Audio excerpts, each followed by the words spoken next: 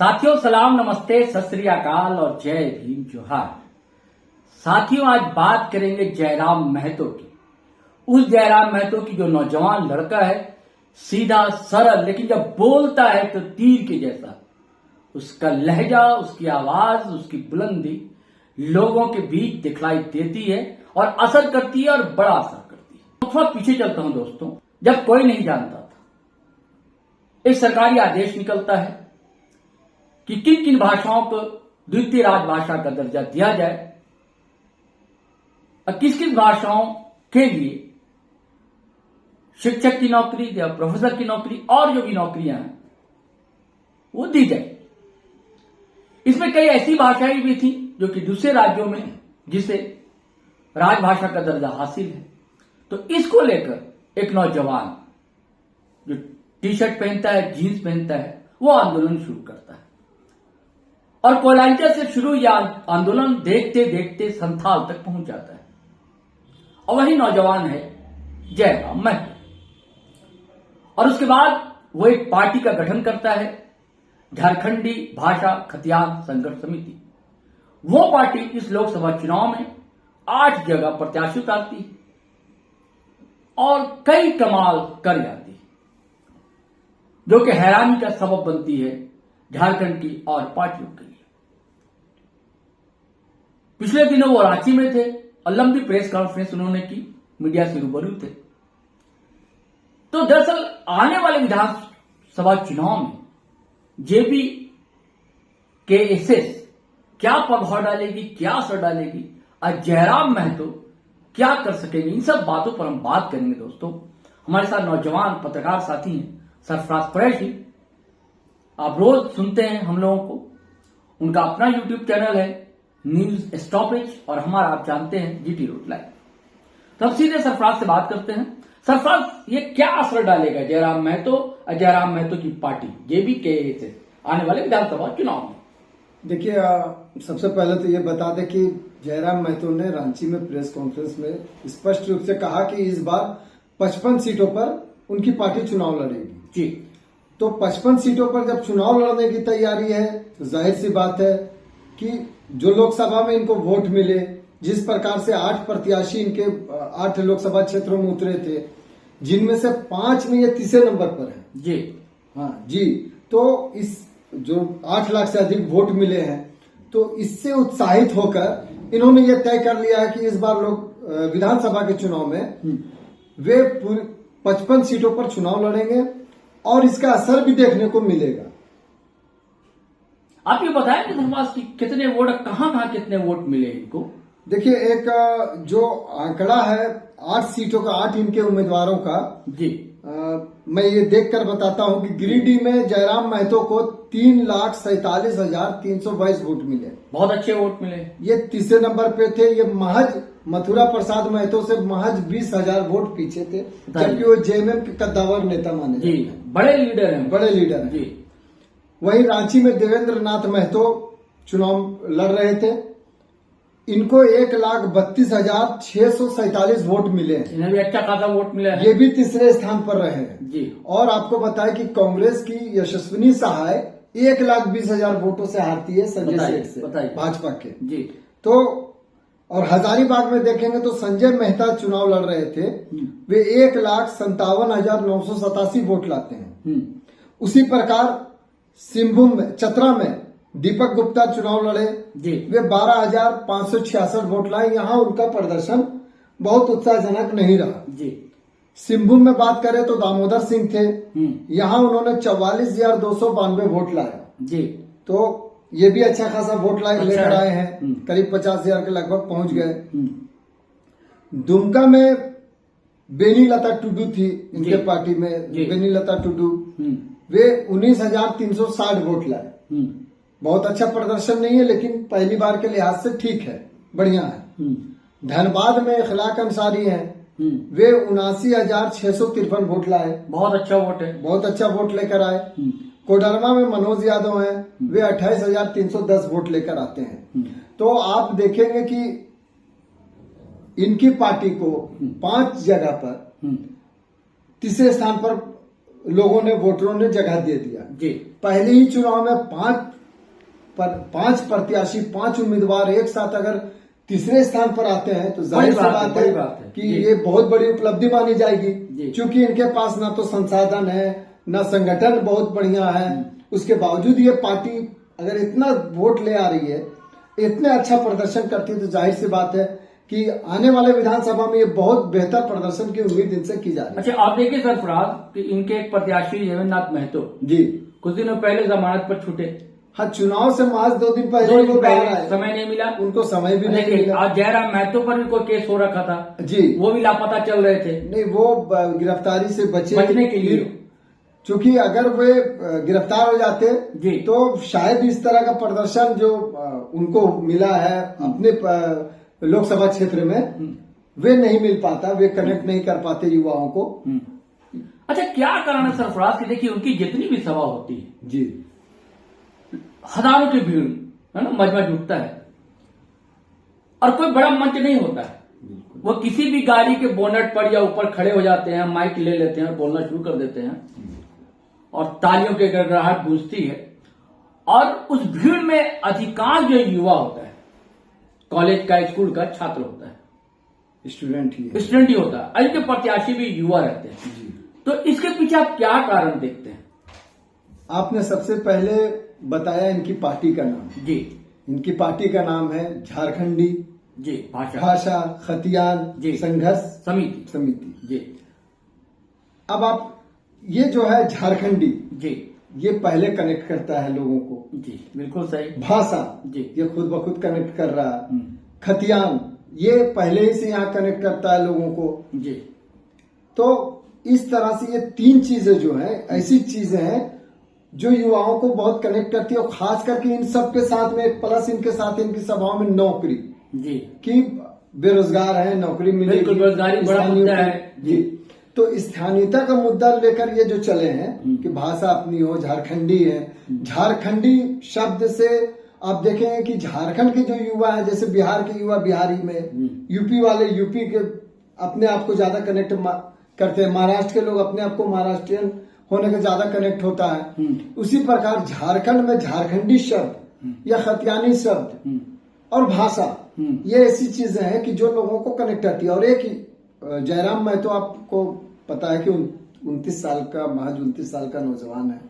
बोलने की भाषा शैली बहुत जबरदस्त है, लोकल कनेक्टिविटी है, लोकल कनेक्ट करते हैं। ये इस अंदाज में बात करते हैं कि युवा इनके साथ कनेक्ट हो जाते हैं। लगता है कि हमारे बीच का लड़का है ना? बिल्कुल, वो लोकल भाषा में बात करते हैं। तो एक जब अपने बीच का कोई लड़का बात कर रहा हो, कोई नेता नहीं, वो इसको नेता कम मानकर लोग अपने साथी मानते हैं। अब यही वजह है कि इनकी सभाओं में भीड़ जबरदस्त उमड़ती है। खास करके आपने देखा होगा कि जितनी भी भीड़ होती है वो युवाओं की भीड़ ज्यादा होती है। जी। और जो लोकल लोग हैं, जैसे अब युवा अगर कोई इनके साथ जुड़ा तो जाहिर सी बात है कि जब पढ़ा लिखा युवा अगर इसके साथ है तो वो अपने माता पिता को भी समझा के इनके साथ कर लिया।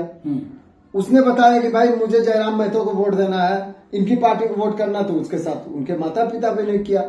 यही वजह है कि इनका वोटिंग प्रतिशत देखिएगा आप तो जबरदस्त बूम किया है। बिल्कुल, है ना। और ये जो चूंकि लोकल भाषा में बात करते हैं, कनेक्ट कर रहे हैं लोगों को, युवाओं को खास करके, इसी यही वजह है कि आप देखेंगे कि जिस प्रकार पहले मैनेजमेंट किसी भी कार्यक्रम को लेकर होता था, अब नेताओं की रैलियों के लिए भी मैनेजमेंट होता है। इवेंट मैनेजर लोग, बहुत सारे इवेंट मैनेजमेंट कंपनियां जो करोड़ों रुपया खर्च होता है। हाँ, उसमें यह तय होता है कि अब बुजुर्ग को लाना चाहते हैं, महिलाएं ज्यादा आएंगी तो इतना पैसा देना होगा प्रत्येक व्यक्ति। आपने देखा होगा कि लोकसभा चुनाव के दौरान कई पार्टियों के रैलियों में लोग खड़े हुए थे, उनका सोशल मीडिया में लगातार चला, या फिर जो न्यू मीडिया हमारी तरह है उन्होंने इस तरह की खबरों को दिखाया कि कैसे पैसा के लिए लोग इंतजार कर रहे हैं, बोलते कैमरे के सामने बोल रहे हैं कि हमें पैसा नहीं मिला रैली में बुलाकर भी। लेकिन इनकी रैलियों में पैसे का कोई सवाल ही नहीं, क्योंकि इनके पास ना तो उतनी मजबूती है पैसे से, आर्थिक रूप से ये बहुत मजबूत है। आपस में चंदा करके चलाते हैं। हाँ, आपस में चंदा करके भी चलाते हैं और लोगों ने इनको चंदा देकर चुनाव लड़वाया जी।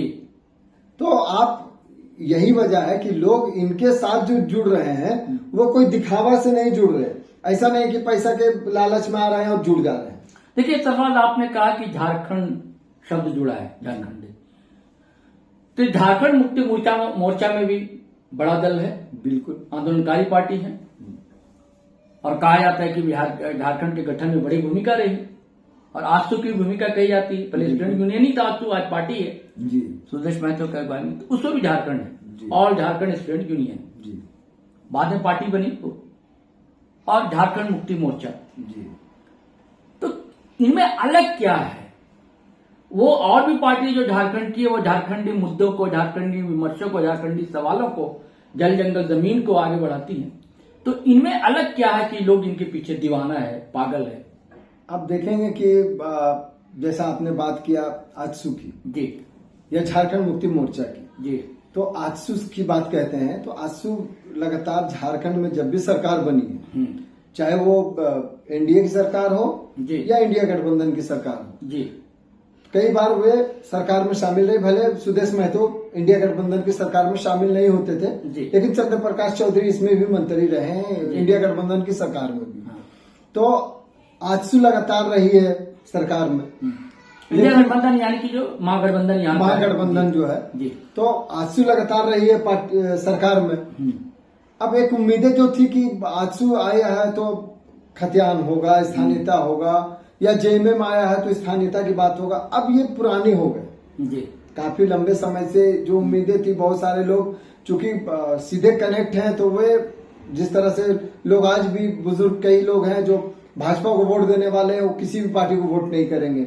जो कांग्रेस को वोट देते हैं वो इनसे जुड़ा हुआ है, वो कांग्रेस के अलावा किसी को वोट नहीं करेंगे। उसी तरह से भले ही कुछ लोग जेएमएम और आजसू से जुड़ा हुए, वो उनके अलावा किसी को वोट नहीं करेंगे, लेकिन चूंकि ये उन्हीं के बीच के अपने बीच से ये एक नया युवा नेता को पा रहे हैं, क्योंकि ये दोनों पार्टियां पुरानी हैं, और ये इनसे बहुत सारे लोगों को लगता है कि आजसू रही तो भी रोजगार नहीं मिला, जेएमएम है तो भी रोजगार नहीं मिला, स्थानीयता का मुद्दा तब भी हल नहीं हुआ, अब भी हल नहीं हुआ।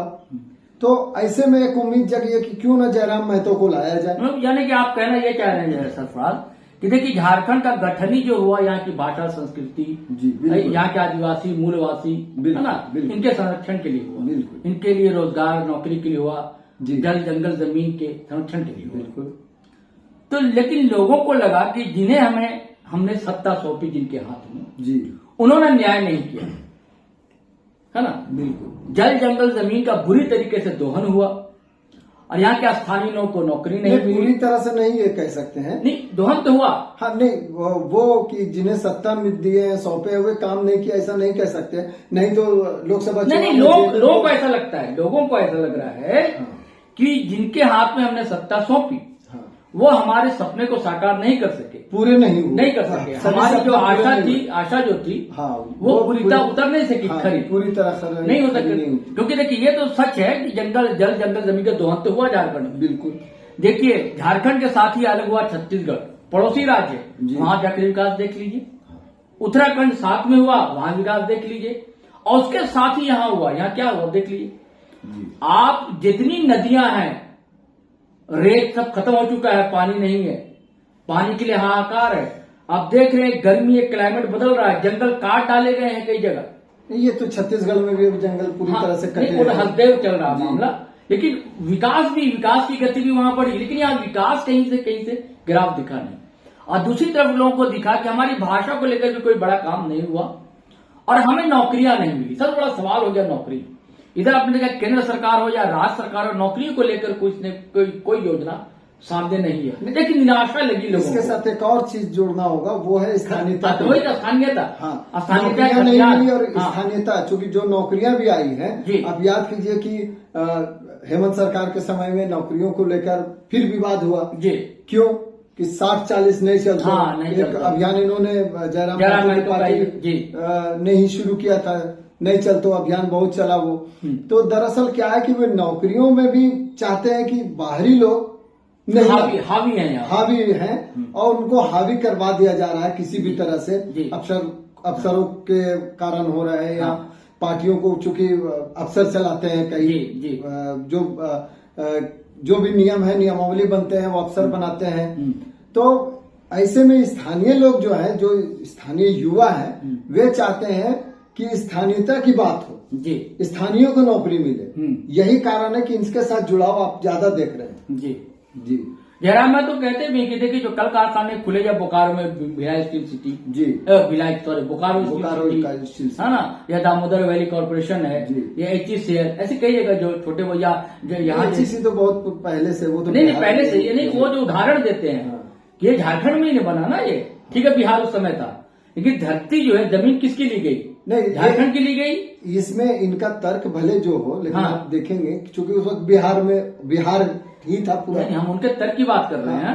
उनका कहना है कि अगर यहाँ की आप जमीन लेते हैं, यहाँ संसाधन लेते हैं, जमीन संसाधन है जी, तो यहाँ के लोगों को नौकरियां भी तो मिले।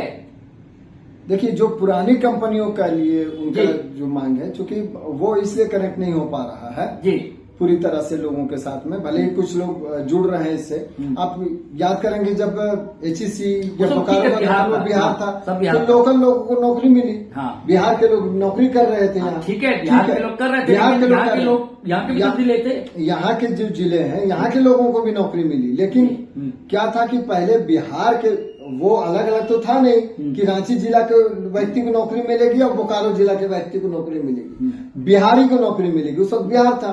चूंकि अब इनका कहना है कि खतियान होना चाहिए, जो 32 का खतियान उस आधार पर स्थानीयता को नौकरी मिलनी चाहिए। चूंकि अब आप देखें कि महाराष्ट्र में भी इस तरह के मामले आने लगे हैं, यूपी में भी आने लगे, कई राज्यों में होने लगे हैं कि लोकल को पहले प्राथमिकता मिलनी चाहिए। ये अलग मुद्दा है। लेकिन अगर आप ये कहें कि नौकरी जिनको पुरानी कंपनियों में, नई कंपनियां जो आ रही है उसमें तो मिलना ही चाहिए, तो यही वजह है कि लोग कनेक्ट हो रहे हैं, इनके साथ कनेक्ट होते जा रहे हैं और नौकरी के मामले पर, मुद्दे पर ये तेजी से आगे बढ़ रहे हैं। हालांकि जो हम लोग चर्चा का जो विषय है कि विधानसभा चुनाव में इनका क्या असर पड़ेगा जी, तो आप जिस तरह से लोकसभा में इनके वोटों का प्रतिशत देखें, आप विभिन्न विधानसभा क्षेत्रवार भी देखेंगे जी, तो कई विधानसभा क्षेत्रों में बहुत जबरदस्त प्रदर्शन इनका हुआ है जी।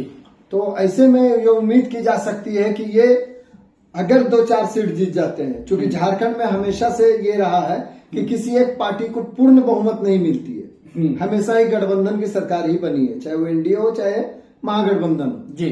तो ऐसे में अगर इनको 2-4 सीट 5 सीटें अगर इनकी पार्टी ले आती, जिस प्रकार से लोकसभा का प्रदर्शन उस आधार पर देखकर कह रहे हैं, हालांकि 55 सीटों पर लड़ रहे हैं, तो अगर ये ले आते हैं तो किंग मेकर भी बन सकते हैं। और अगर ऐसे में किंग मेकर बनते हैं तो हो सकता है कि इनकी पार्टी आने वाले समय में एक मजबूत पार्टी बनकर भी उभरे। क्या आपको नहीं लगता कि दर्जन भर सीट पर असर पड़ेगा कम से कम? नहीं, सीट पर असर तो पड़ेगा जी।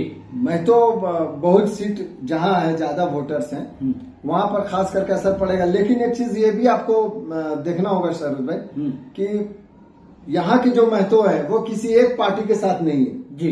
वे आजसू के साथ भी है, वे JMM के साथ भी है, वे कांग्रेस के साथ भी है, वे भाजपा के साथ भी है, और अब आ गए हैं जयराम महतो JBKSS, तो अब इनके साथ भी है कुछ लोग। तो ऐसे में आप सिर्फ महतो वोट के भरोसे अगर पार्टी कोई भी एक चुनाव लड़ना चाहती है, हालांकि इनकी बहुलता ज्यादा है, लेकिन ये चुनाव इसमें जीत नहीं सकते हैं। आपको बताया कि जयराम महतो ने कहा कि इनको सभी वर्गों का, सभी धर्मों का वोट, प्रत्याशी भी खड़ा किया इन्होंने सभी लोगों। जी हाँ, वो यादव भी थे इनके प्रत्याशी, मुस्लिम भी थे, सिंह साहब भी थे, तो ऐसे में गुप्ता जी भी थे। इनको वोट जो है वो सभी वर्गों का मिल रहा है जी। अगर सभी वर्गों का मिला तो निश्चित रूप से ये कई सीटों पर खेल खराब कर सकते हैं, जिस तरह से खास करके उन सीटों पर जहां इन्होंने अभी अभी चुनाव लोकसभा का लड़ा है। लेकिन एक चीज मुझे दिखती है भाई कि वो ये कि आदिवासी वोट क्या इनको मिल रहा है? क्या ऐसा लगता है कि आदिवासी वोट इनको कम मिल रहा है?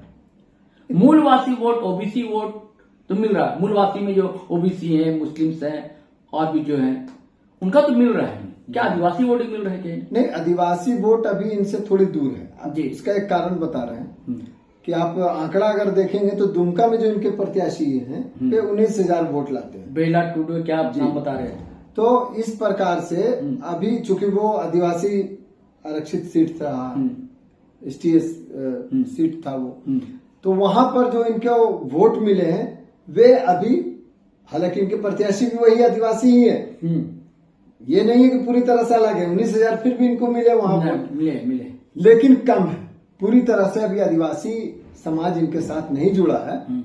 हाँ, बाकी आपने जैसा कहा कि ओबीसी है और मूलवासी हैं वो इनके साथ में है। जी जी। अच्छा, एक इसी से जुड़ा सवाल है सरफराज, वो ये है कि देखिए मणिपुर में बड़ी हिंसा हुई, आप जानते हैं।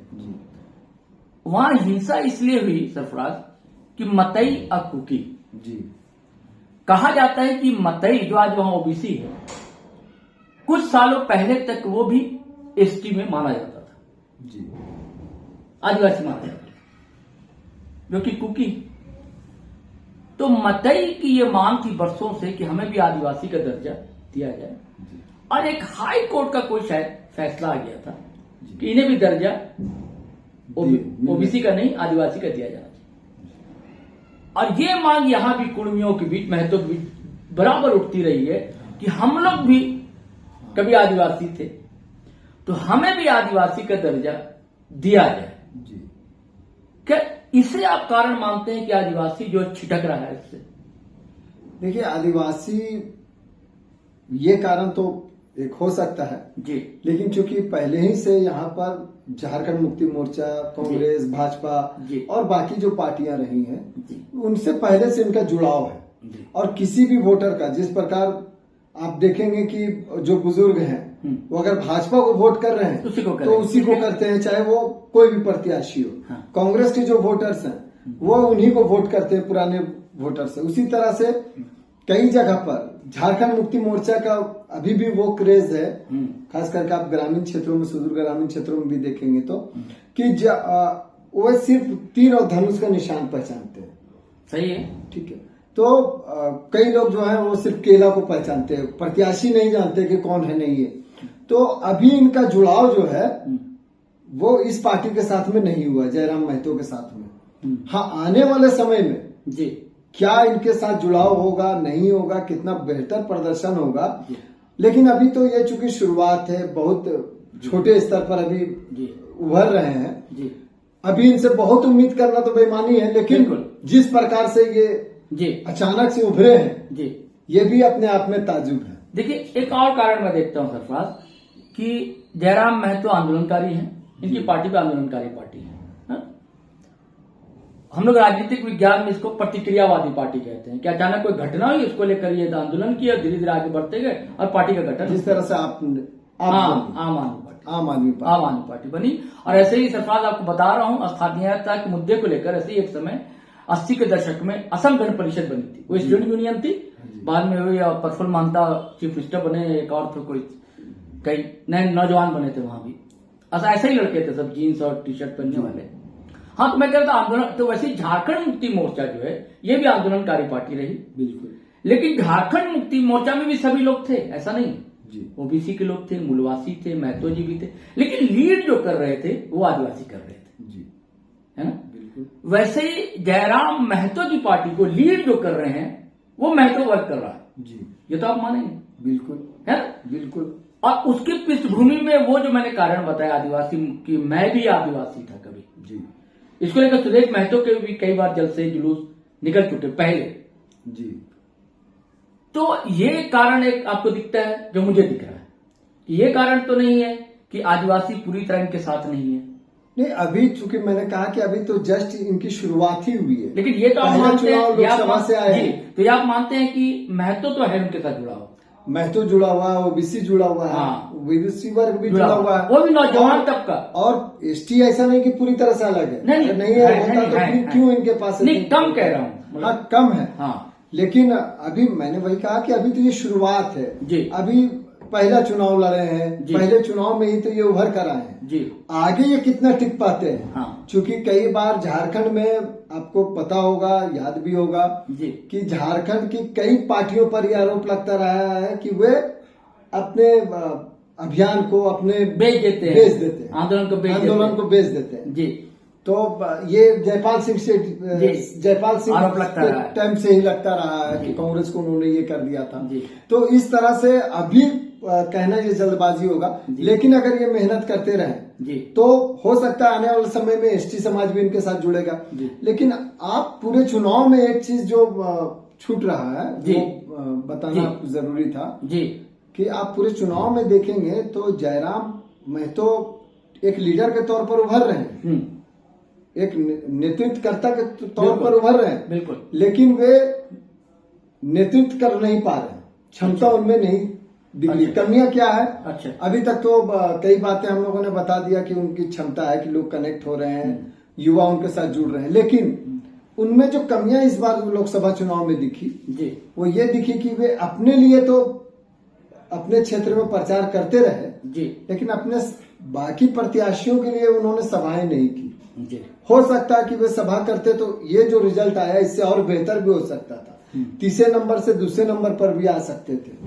तो ये जो कमी है इसको दूर करना बहुत जरूरी होगा, क्योंकि ये देखना होगा विधानसभा में कि ये कितना इफेक्ट डालते हैं दूसरे अपने साथी प्रत्याशियों के लिए जो सभाएं हैं वे करके, क्योंकि जब ये दूसरे इनकी पहचान तो पूरे झारखंड में हो चुकी है, लोग युवा इनको अपनी ओर युवा इनकी ओर आकर्षित हो ही रहे हैं और सब पढ़े लिखे सरफराज है ना, ये सारे पढ़े लिखे बिल्कुल। लड़के। तो ऐसे में अगर हो सकता है अपने प्रत्याशियों के लिए जगह जगह जाकर सभाएं करे जी, तो और कनेक्ट होंगे युवा और इनसे। सरफराज आपको नहीं लगता कि इनको संगठन भी बनाना होगा? संगठन तो है नहीं इनके जी, पास। संगठन नहीं, इसीलिए मैं कह रहा हूँ कि अगर ये 2-3-55 सीट पर भले ही लड़ने के लिए दावा कर चुके हों या तैयारी कर रहे हों, प्रत्याशी तो मिल जाएंगे, खड़ा होने के लिए दिक्कत नहीं है जी क्योंकि हर जगह पर मूलवासी और इनके साथ जुड़े हुए युवा हैं, जी, प्रत्याशी मिल जाएंगे, लेकिन ये जीत पाएंगे कितनी सीटें? तो मैंने कहा कि 3-4 सीट भी अगर ये जीत जाते हैं तो ये बहुत बड़ी बात होगी। लेकिन खेल तो बिगाड़ सकेंगे ना? खेल कई सीटों पर ये बिगाड़ सकते हैं, हाँ कई सीटों पर बिगाड़ सकते हैं खेल को, हाँ लेकिन जीतने की उम्मीद जो है, अब जैसे अंदर खाने से भी एक खबर है कि इनके प्रत्याशियों के साथ भी भीतर घात हुआ है। अच्छा, इनकी पार्टी में भी 2 फाड़ हो गए, कुछ लोग चाह रहे थे कि चुनाव नहीं नहीं लड़ा जाए और जयराम महतो भी इस बार 2 विधानसभा सीट से लड़ने की तैयारी कर रहे हैं जी। एक तो गोमिया है, सूचना आ रही है जी, नहीं अभी ये कहाँ से लड़ेंगे ये स्पष्ट नहीं है जी। गोमिया की बात इसलिए आप कह रहे हैं, लंबोदर महतो ने उन्हें चैलेंज किया है कि उन्होंने स्वीकार किया, बोला उन्होंने स्वीकार कर लिया, हाँ। क्योंकि वहां से 70,000 से अधिक वोट लेकर आए हैं लोकसभा चुनाव में, जी, तो हो सकता है कि इस नाते लड़ सकते हैं, लेकिन अभी ये स्पष्ट नहीं है, ये क्लियर नहीं है जी। लेकिन ये कहा जा रहा है कि 2 सीट से जयराम महतो चुनाव लड़ेंगे ताकि एक सीट पर अगर कहीं भीतर घात हो तो दूसरा सीट सुरक्षित रहे। अच्छा, एक और सवाल है सरफराज, वो ये है कि हमेशा शुरुआत से कहा जा रहा है, वो ये कि आखिर इनके पीछे है कौन शक्ति है जो इनको मदद देती है?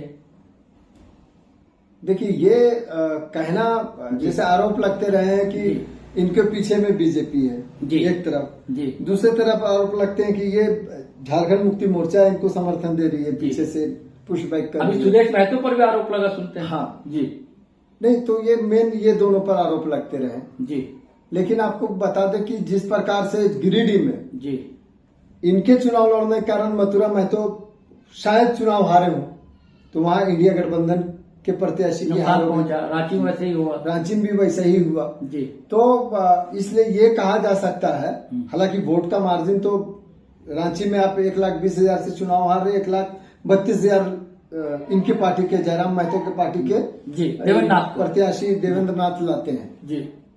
अगर इसी तरह आप दुमका में बात करें तो दुमका में चुनाव जेएमएम ने जीत दर्ज कर ली वहां पे, तो वहां पर नुकसान हुआ सीता सोरेन को।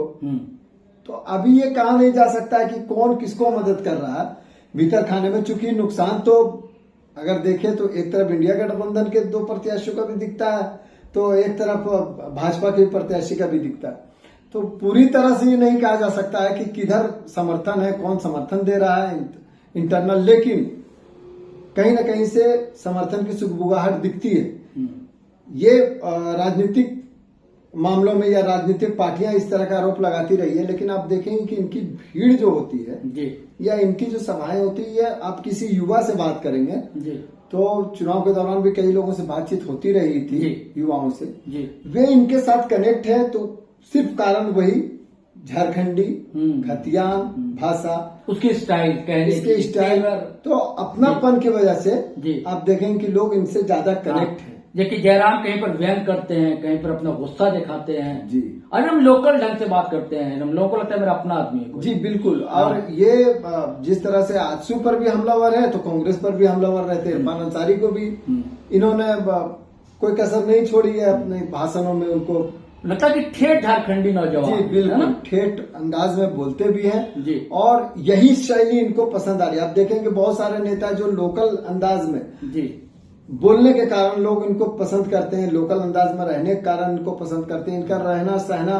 सभी पूरी तरह से लोकल है, कहीं से ये अलग नहीं दिखते। देखिए ये बम्बई में भी एक सभा कर दी थी इन्होंने, अच्छी खासी भीड़ हुई थी बम्बई गए थे तो जी, वहां भी झारखंडी लोग जुट गए थे इनके। तो कारण यही है, कारण यही है कि सिर्फ और सिर्फ ये अपने को जो लोकल स्तर पर रखे हुए, आप देखें कि खरीदा जैसा आपने बताया कुर्ता पजामा ये नहीं पहनते, हाँ ये जींस और बिल्कुल टी शर्ट में रहते हैं। हाँ। तो ये अंदाज जो इनका रहन सहन के साथ में मुख्य रूप से है कि इन्होंने जिस प्रकार से आंदोलन किया भाषा को लेकर, नौकरी को लेकर, स्थानीयता को लेकर, तो लोग इनसे कनेक्ट हो गए। इनको लगता है कि ये अगर पार्टी में आते, ये अगर सरकार में आ जाए, अगर ये विधानसभा में बैठे तो ये हमारे लिए कुछ बेहतर कर सकते। और देखिए सोशल साइट्स का, सोशल मीडिया का बड़ा इस्तेमाल करते हैं ये लोग। युवा है, पढ़े लिखे हैं बहुत ज्यादा। आप देखेंगे जो भी पार्टी सोशल मीडिया का इस्तेमाल खूब करती है, आप आम आदमी पार्टी भी सोशल मीडिया से ही देन है। तो चूंकि ये लोग अपने आंदोलन को बढ़ाने के लिए, तेज करने के लिए सोशल मीडिया का ही इस्तेमाल करते थे। लोगों की भीड़ इकट्ठा करते थे, युवाओं की भीड़ इकट्ठा करते थे और प्रदर्शन करते थे। यही सब कारण है कि इन्होंने निर्णय लिया कि अब जो है विधानसभा के बाहर नहीं प्रदर्शन करके विधानसभा के अंदर जाना होगा।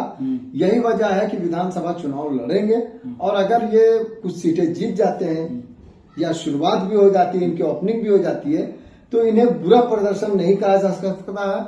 आने वाले समय में निश्चित रूप से अगर ये इसमें टूट नहीं हो, जिस प्रकार से अपने मुहिम को लेकर चल रहे हैं, अगर ये चलते रहे। और इनके कुछ विधायक आज है, हाँ, आप मानते हैं कि किंग मेकर की भूमिका में, किंग मेकर की भूमिका में भी होंगे और आगे ये और बड़ी पार्टी भी बन सकती है। ये कहना नहीं चाहिए लेकिन कई लोगों का कहना है कि हो सकता है कि आने वाले समय में जयराम महतो मुख्यमंत्री हो जाए। मुख्यमंत्री तो अभी बहुत जल्दबाजी है, आने वाले समय में 10 साल 15 साल नहीं, अभी बहुत जल्दबाजी है। आप देखें कि आजसू जो है झारखंड गठन से पहले की पार्टी है, संघर्ष कर रही है, अभी भी उनके विधायक कितने आते हैं आप देख रहे हैं, 3 4 5। तो आप ये नहीं कह सकते कि जयराम महतो आए हैं और वो मुख्यमंत्री बन जाएंगे, क्योंकि आपको पता है कि संगठन की जरूरत होती है। संगठन जिस प्रकार से आजसू के पूरे राज्य में है, तो अभी राजसू से बड़ी पार्टी तो हुई नहीं, बिल्कुल नहीं। अभी झारखंड तो मान लीजिए छात्रों युवाओं का एक संगठन है। झारखंड में अगर आप पार्टी की बात करें, लोकल पार्टी की बात करें, तो सबसे बड़ी पार्टी झारखंड मुक्ति मोर्चा है, इसमें कोई संदेह नहीं। बिल्कुल, क्योंकि यही पार्टी जो है वे मुकाबला में रहती है, झारखंड नहीं मुकाबले में रहती है। इनके विधायक आते हैं ज्यादा जीत करके। बिल्कुल, सुदेश महतो की पार्टी आजसू को भी आप इनसे पीछे ही मानिए, बिल्कुल, क्योंकि उनके विधायक कम है। विधायकों की संख्या से पार्टी बड़ी या छोटी मानी जा सकती है। बिल्कुल सही। तो जयराम महतो का मुख्यमंत्री बनना बहुत अभी दूर का ढोल बहुत दूर का ढोल है। क्योंकि अगर मुख्यमंत्री बनना होता तो सुदेश महतो को बनना चाहिए था, क्योंकि काफी समय से लोकप्रिय रहे। हालांकि उप मुख्यमंत्री तक पहुंचे हैं हेमंत सोरेन, और ये उप मुख्यमंत्री थे, अर्जुन मुंडा मुख्यमंत्री थे जिस वक्त। लेकिन जयराम महतो के बारे में अभी ऐसी चर्चाएं थोड़ी जल्दबाजी नजर आती है। लेकिन मीडिया कवरेज जैसा देता आप देखेंगे, जयराम महतो को जो लोकप्रियता मिली उसी मीडिया की भूमिका रही। सोशल मीडिया तो रहा और मेन स्ट्रीम मीडिया ने भी अच्छा खासा कवरेज किया। नहीं, आप शुरू में देखेंगे तो बहुत अच्छा कवरेज इनको नहीं मिलता था।